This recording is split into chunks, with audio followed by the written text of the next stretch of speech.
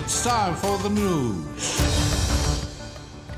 In today's top stories, Algeria is celebrating today the 61st anniversary of the independence and Youth Day being held under the slogan Algeria of Victories, Gains and Achievements. On the occasion, the President of the Republic has inaugurated a number of substantial projects in the provinces of Algiers, Boumerdès and Tipaza. Several heads of state and international organizations have extended their best wishes on the celebration of the 61st anniversary of Independence and Youth Day. And today's celebrations are marked by the kickoff here in Algiers of the 15th edition of the Arab Games. Hello and welcome to Radio Algeria International. I'm Jamal Smani. Algeria is celebrating today the 61st anniversary of the Independence Day and Youth Day being held under the slogan Algeria of Victories, Gains and Achievements. The date of the 5th of July marks a decisive point in the history of the Algerian nation, which was able to put an end to 132 years of suffering and repression and regained national sovereignty thanks to the unity of the people in their long struggle, which enabled them to defeat one of the worst forms of colonialism. On this occasion, the President of the Republic is inspecting as part of a field visit several development projects in the provinces of Algiers, Boumerdès and Tipaza on the occasion of the celebration of the 61st anniversary of Independence and Youth Day being held under the motto Algeria Victories, Gains and Achievements. In Boumerdès, the President laid the foundation stone of a seawater desalination plant project in Cap Genet. In Fouca, Tipaza, he also laid a foundation stone for a seawater desalination plant project. Earlier, the President of the Republic gathered at the Martyrs Sanctuary in memory of the martyrs of the Glorious Revolution, November 1st, 1954, on the occasion of the celebrations. The head of state laid a wreath of flowers in front of the commemorative stele and recited the Fatiha, or the opening of the Holy Quran, in memory of the martyrs of the National Liberation Revolution. He was accompanied by the President of the Council of the Nation, Salah Goujil, and the President of the National People or Popular Assembly, Brahim Boughali, as well as the Prime Minister Ayman bin Abdurrahman, the President of the Constitutional Court, Omar Belhaj, and the Chief of Staff of the National Popular Army, General Said Shingariha, among others.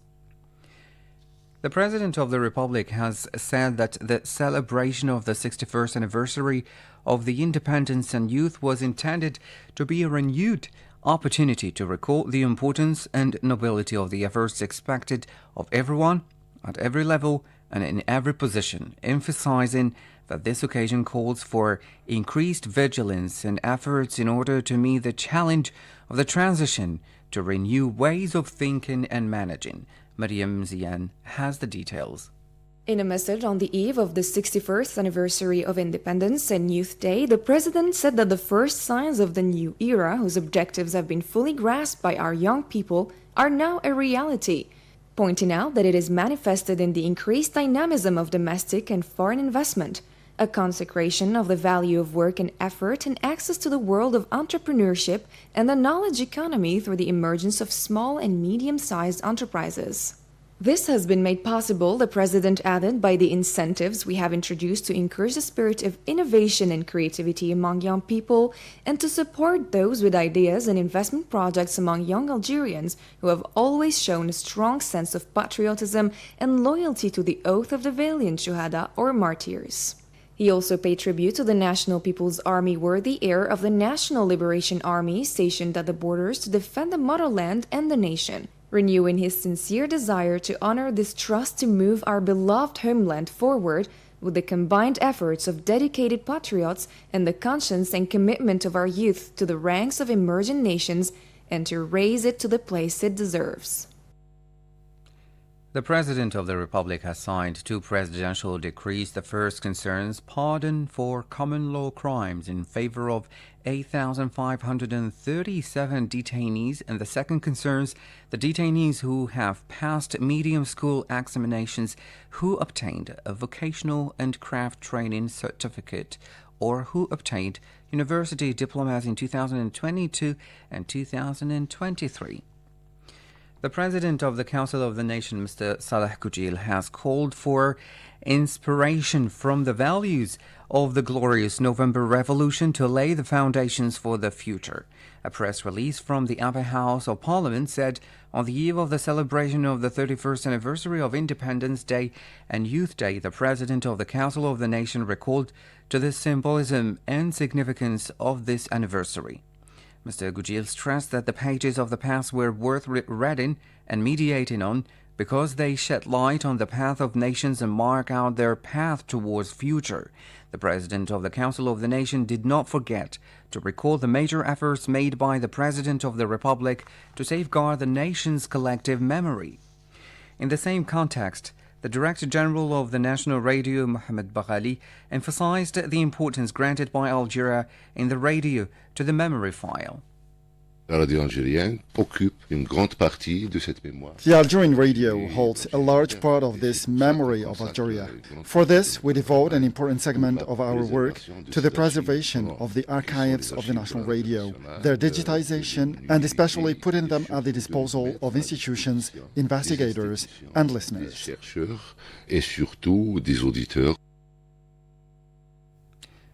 The festivities celebrating the 61st anniversary of Independence and Youth Day being held this year under the motto Algeria and of victories, gains and achievements began on Tuesday afternoon in Algiers with the organization of a large parade through the capital's main thoroughfares. Processions of artistic troupes and Algerian Muslim scouts followed one another in front of the Tribune of Honor set up at the level of Zeroud Youssef Avenue, where the headquarters of the province or the Wilaya of Algiers are located, to highlight the resistance of Algerians to French colonization and various cultural and historical aspects of the richness of Algeria. The President of the Arab Parliament, Adel bin Abdurrahman Al Assoumi, extended his wishes to Algeria government and people on the occasion of the 61st anniversary of independence, calling Algeria a source of pride for all Arabs and a legend to be taught to future generations. According to a press release from the Arab Parliament, Mr. Al Assoumi extended his best wishes to the President of the People's Democratic Republic of Algeria, Mr. Abdelmadjid Tebboune, and to the Algerian government, parliament and people on the occasion of Independence Day. The President of the Republic has also received a message of greetings from his American counterpart Joe Biden on the occasion of the celebration of the 31st anniversary of independence. President Biden recalled that the two countries are working together to meet major regional security challenges, including the fight against extremism and terrorism and strengthening trade and economic relations. As you followed in our top stories, this year's celebration of the Independence and Youth Day coincides with the opening ceremony of the 15th edition of the Arab Games, which will take place this evening at the July 5th Stadium. To mark the occasion, a grandiose 2-hour celebration will bring together at least 700 artists, choreographers and dancers. Nearly 3,000 athletes competing in this 15th edition of the Arab Games will parade by delegations before a large audience. The President of the Assemblies of Member States of the Islamic Cooperation Organization and President of the National Popular Assembly, Brahim Boughali, has condemned the Zionist aggression against the city of Jenin and its camp. Mr. Boughali has called on all parliaments to condemn the assault, being representatives of peoples who aspire to live in a world of justice and human cooperation. Meanwhile, the UN Security Council will hold a session to discuss the Zionist escalation in Jenin in occupied West Bank on Friday. 14 hours, 40 minutes Algiers time. We're coming live to you from the capital, Algiers. Stay tuned.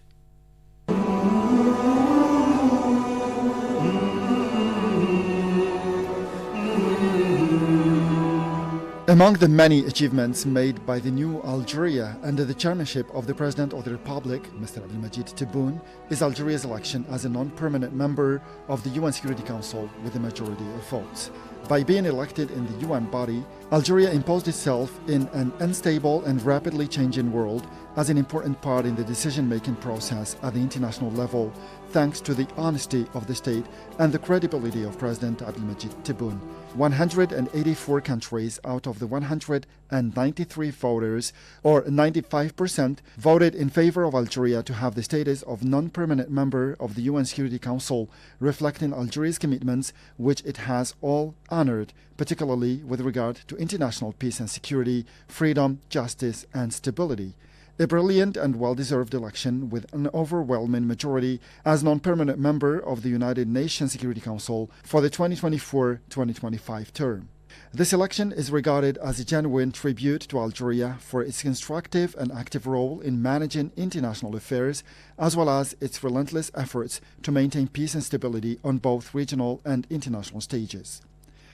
The international community, particularly Algeria's partners, recognize its faithfulness in honoring its commitments and its staunch attachment to its unwavering principles. President Abdelmajid Tebboune, who represents the state, both inside and outside the country, decides on foreign policy and directs it, has put in place since he took office a roadmap with clear outlines with regard to interaction with Algeria's international partners, but also concerning the latest developments driven by the message of November 1st and the Constitution, which requires from Algeria to orient its foreign policy towards the consolidation of its presence and its influence in international fora through partnerships based on mutual interests in perfect symbiosis with its national, political, economic, social and cultural choices, and in compliance with the objectives and principles of the United Nations, African Union and Arab League. Algeria's election to the Security Council reflects the consideration and esteem enjoyed by President Tebboune by the international community. The honesty of the state and credibility of President Tebboune, which have allowed Algeria to enjoy the status of non-permanent member of the Security Council, are essentially reflected in Algeria's commitment to defend the African continent and the interest of its peoples, make its voice heard and strengthen development projects within the continent, but also defend the rights of the Palestinian people and carry high the banner of its central cause, as evidenced by the unprecedented and historic reconciliation of the Palestinian factions concluded under the direct supervision of President Tebboune on October 13, 2022 in Algiers. With regard to Western Sahara, Algeria spares no effort in its capacity as an observer country to help the Sahrawi people organize a referendum on self-determination and recover their independence. Another achievement that marked Algeria's diplomacy scene is the role it plays in mediating between Russia and Ukraine in their armed conflict. During his recent state visit to Russia aimed at strengthening relations of friendship and cooperation between the two countries, at the invitation of Russian President Vladimir Putin, the President of the Republic, Mr. Abdelmajid Tebboune, thanked in Moscow his Russian counterpart Vladimir Putin for having accepted Algerian mediation in the conflict between Russia and Ukraine, affirming that Algeria will live up to this trust. In a joint declaration, the President of the Republic expressed his thanks to President Putin for his welcome and for having accepted Algeria's mediation in the conflict, currently opposing Russia, a friendly country to Ukraine. شاكر لفخامة الرئيس صدره الرحب وسعة الصدر على قبوله إمكانية توسط بين دولة صديقة روسيا الفيدرالية وأوكرانيا فيما يخص النزاع القائم حاليا. شاكر له هذه الثقة وستكون في محلها إن شاء الله. For his part, President Putin thanked Algeria and President Tebboune for their readiness to provide mediation efforts in the conflict between his country and Ukraine.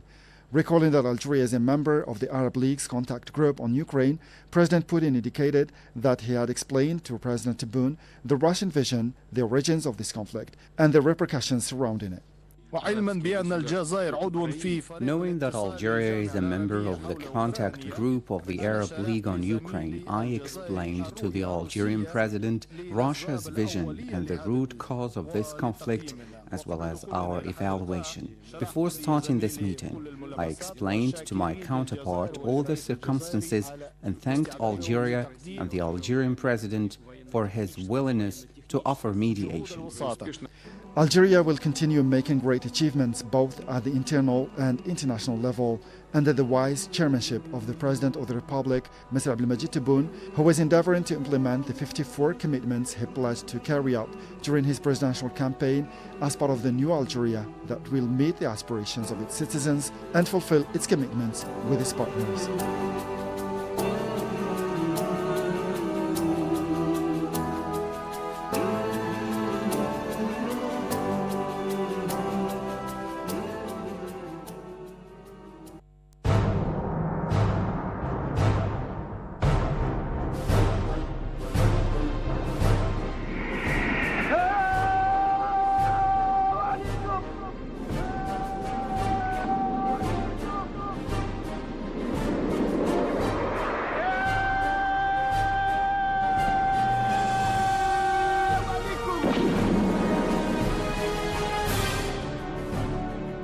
كاينين الناس اللي ما لازمناش ننساهم ابدا، وهاد الناس هم الشهداء الابرار.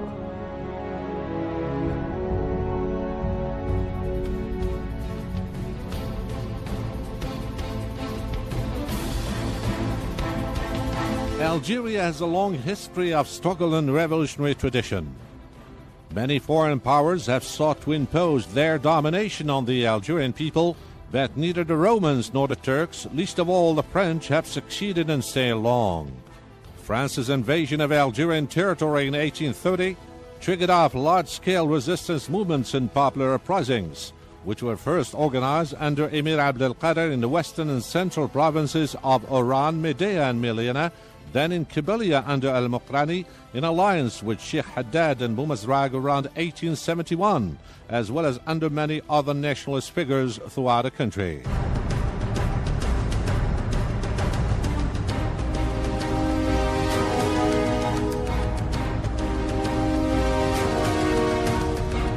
In 1881, a general rebellion was sparked off, but as the Algerians are ruined economically, the resistance fighting was only sporadic.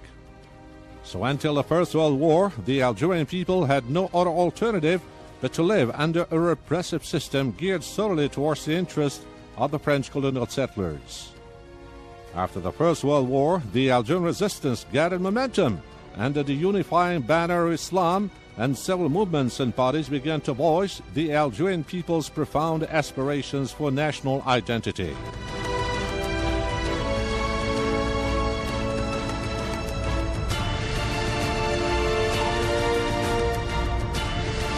All in all, there were three main groupings: the traditionalists, the moderates, and the progressives, who waged a political struggle for the recognition of the legitimate Algerian rights. The traditionalists, or ulama, whose leader was Abdelhamid ibn Badis, reiterated the difference between Muslim and colonial cultures. The moderates, led by the grandson of Emir Abdelkader, whose program included the equality of rights and the suppression of exceptional laws, and the third major grouping, l'Étoile Nord-Africaine, who called for Algeria's outright independence. It was under these three groupings that the Algerian nationalist movement came to assert itself as a potent popular force.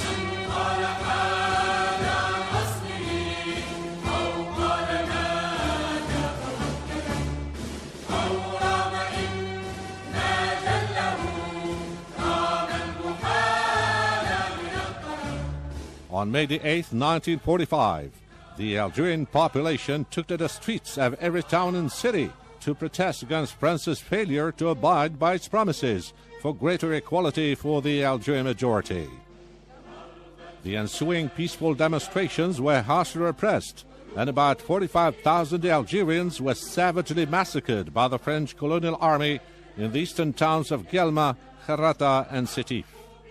The brutal French repression led the Algerian people to realize that the only alternative left to achieve their legitimate rights was the armed struggle, and this realization gave fresh impetus to the nationalist movement.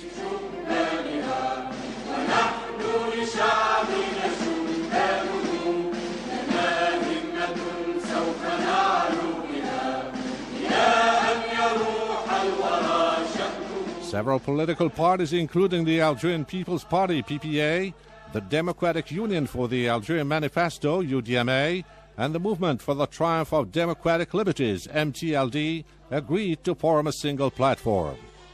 But it was within the MTLD that a trend emerged, which considered the armed struggle to be the only appropriate means to shake the yoke of colonialism.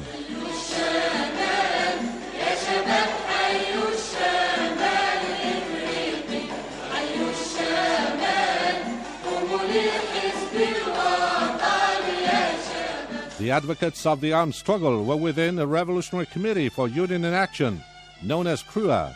It was on October 1st, 1954, that the date of the outbreak of the armed revolution was set, with the national territory being divided into 6 military provinces and the enemy targets clearly defined.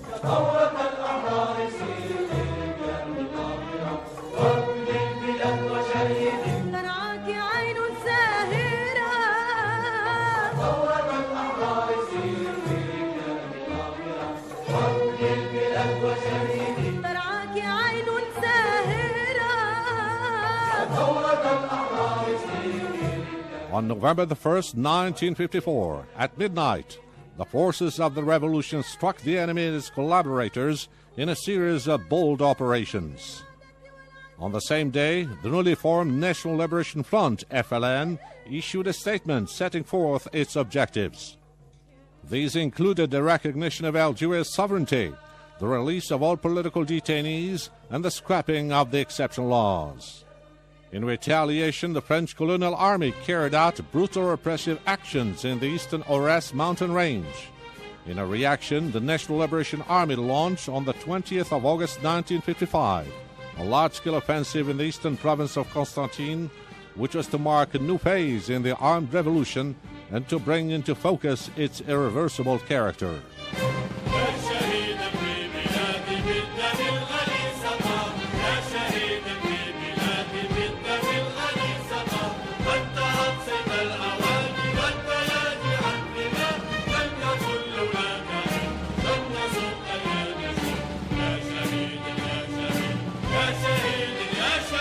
The 20th of August 1956 was to be a most significant date in the FLN's militant history, for it was on that date that the Soumam Congress was held, which was to deepen the ideological content of the revolution and outline the front's political program, as well as the institutions of independent Algeria. The Congress created a National Council of the Algerian Revolution, whose task it was to guide and to coordinate the independence struggle. During the following months and years, the FLN was to show the whole world its ability to organize and mobilize the masses. The general strike called in January 1957 was to be a bright example of the efficiency of the FLN, and neither the colonial army's threats nor the exactions and mass arrests could break down the mounting action.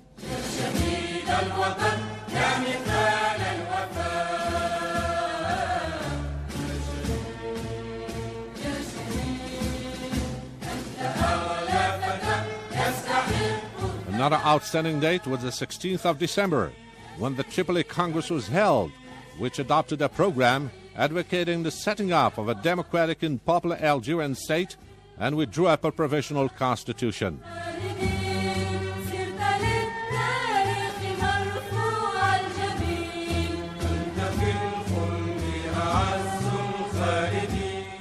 On the international scene, world opinion became acquainted with the Algerian Revolution first in April 1955 at the Bandung Non-Aligned Summit Conference, then in September of the same year at the United Nations General Assembly, where an Afro-Asian resolution was tabled condemning the French colonial government for preventing the Algerian people from exercising their legitimate right to self-determination.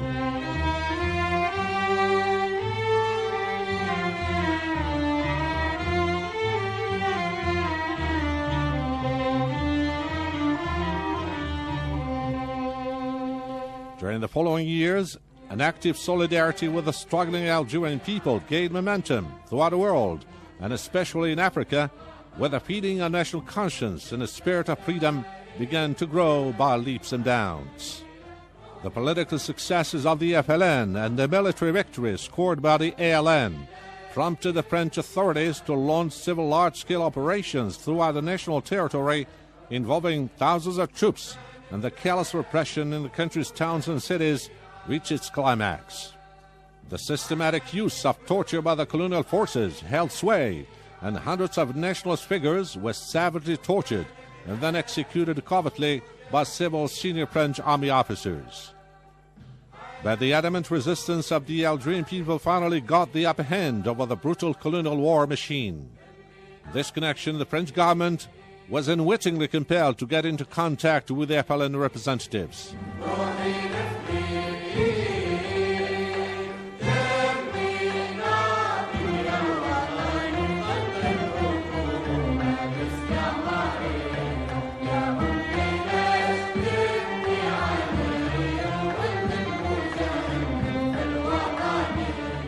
At the same time, that is in 1960, the United Nations recognized the Algerian people's right to choose their own future and invited the two sides to start negotiations on Algeria's self-determination and independence.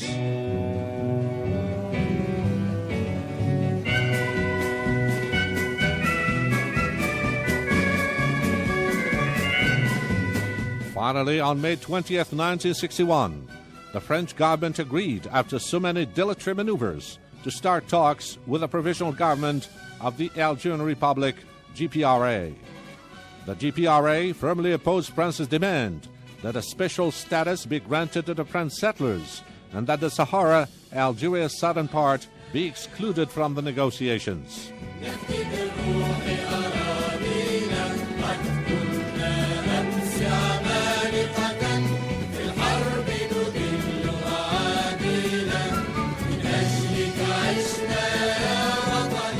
On May 18, 1962, France renounced its claims, and under mounting pressure from the Algerian people, who demonstrated en masse in July and December 1961, the French government recognized Algeria's right to independence.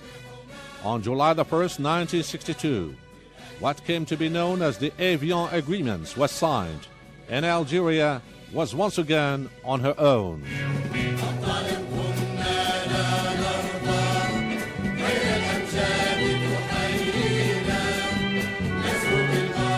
The decisive years of bitter resistance, nationalism, and sustained armed struggle have undoubtedly contributed to the molding of the Algerian revolutionary spirit and to the independence of the country, which was wrenched thanks to the lofty sacrifice of 1.5 million glorious Algerian martyrs.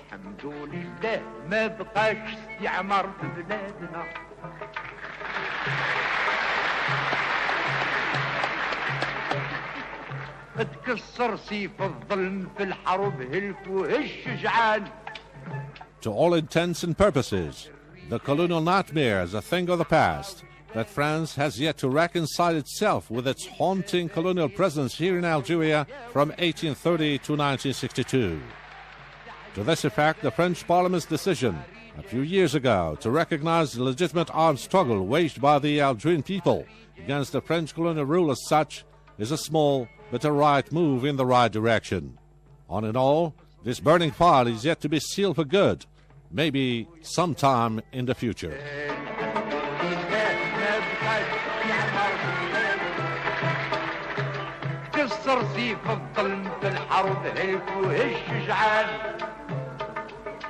ضحت الرجال في الغيب والصحراء وجبالنا تحيا الجزائر حرة ويحيى والشذان تحيا الجزائر حرة رجال